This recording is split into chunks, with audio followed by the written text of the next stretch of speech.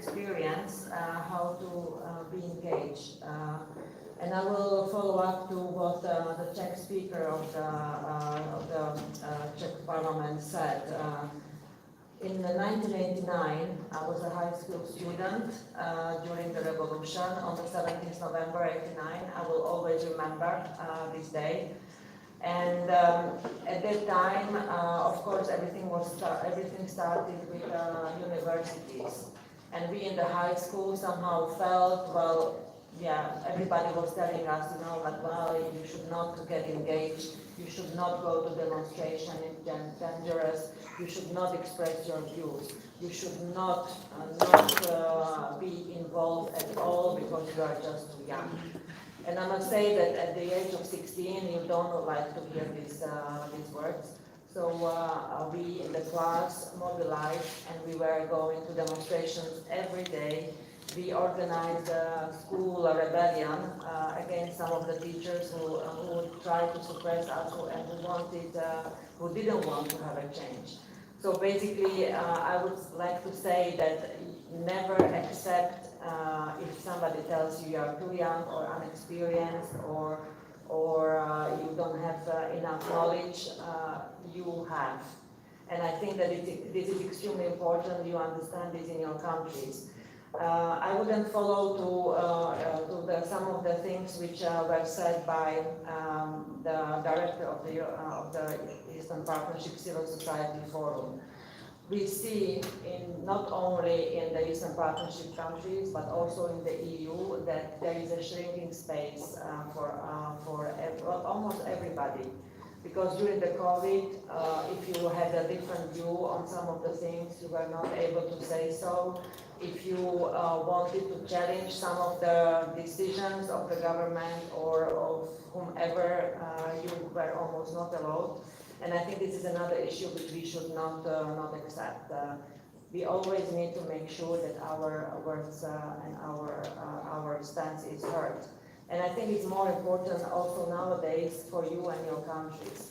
I really would like to commend colleagues from Georgia who stand up in massive demonstrations pushing for the government to do the reforms. And we hear a lot, like the European Union, please help us to change the stance of the elites.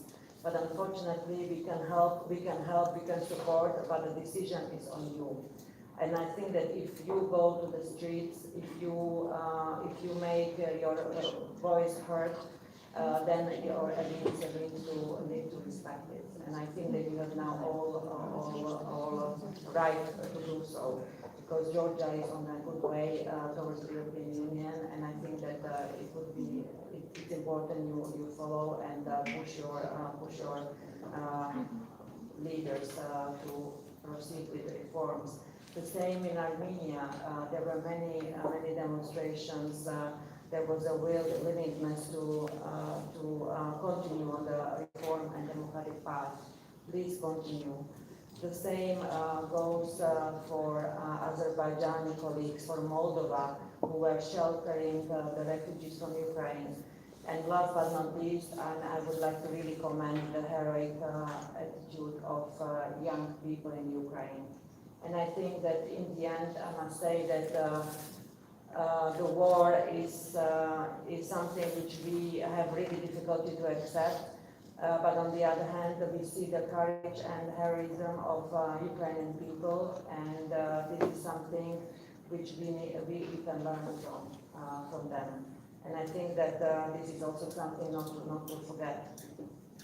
Another personal comment is that I was posted in Russia from 2010 to 2014, and when you observe the Russian society, well, I must say that you see that you cannot build up a country, prosperous country, without a vibrant civil society, without vibrant youth who can say exactly, like, who can express freely what they want. There were many manifestations which were suppressed.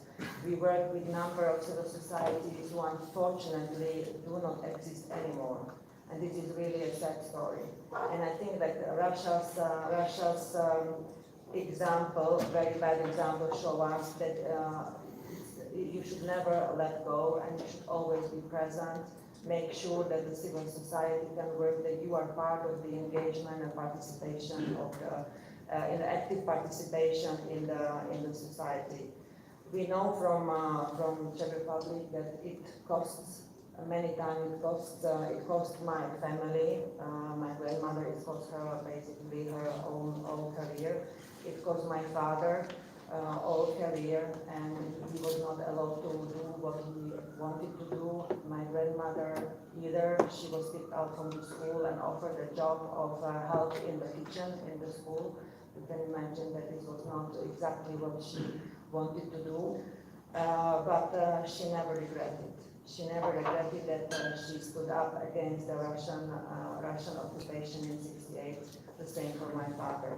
So I think that these are the personal thoughts I would like to share, that despite the crisis, you young people have the courage, you have the dynamic approach, you have the knowledge, you have the indeed courage. I think this is the most important thing which you have, and which is very important to use and be active. On the regional cooperation now, so indeed the Eastern Partnership policy, I hope you know all what it is. It's a policy of the European Union towards the 6 countries, Ukraine, Georgia, Moldova, Armenia, Azerbaijan and Belarus, which aims at bringing the countries closer together and closer to us. One of the key elements, and I'm very happy that we are again in Prague, because the policy was launched in 2009 in Prague, and we have achieved a number of things, and this is also thanks to youth participation and engagement. When we look back on 2009, where we decided that we want to increase or strengthen the political association and the economic integration of your country with the EU.